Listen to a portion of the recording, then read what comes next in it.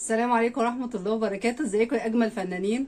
إن شاء الله كورس الدلايات وصناعة الميداليات كورس مهم جدا وجميل جدا، وهيساعدكم إن شاء الله إن انتوا تبدأوا تعملوا حاجات بإيديكم، حاجات مختلفة. هنتعلم أكتر من تكنيك عشان خاطر نطلع الشغل بتاعنا بأي طريقة ممكنة. احنا هنتعلم على 5 قطع إن شاء الله، فكل قطعة هنعملها بطريقة مختلفة عن التانية عشان يبقى معاكم مهارات كتير تقدروا تنفذوها.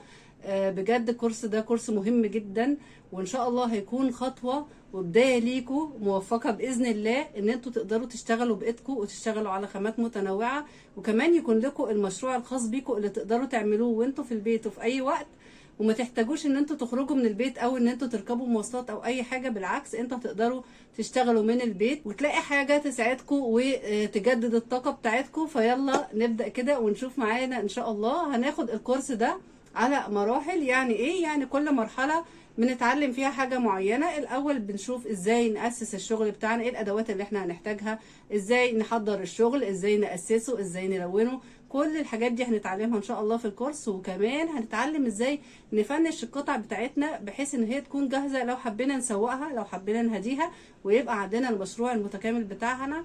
وكمان هقول لكم ازاي تسوقوا الشغل ده. يلا مستعدين؟ يلا بينا نبدأ.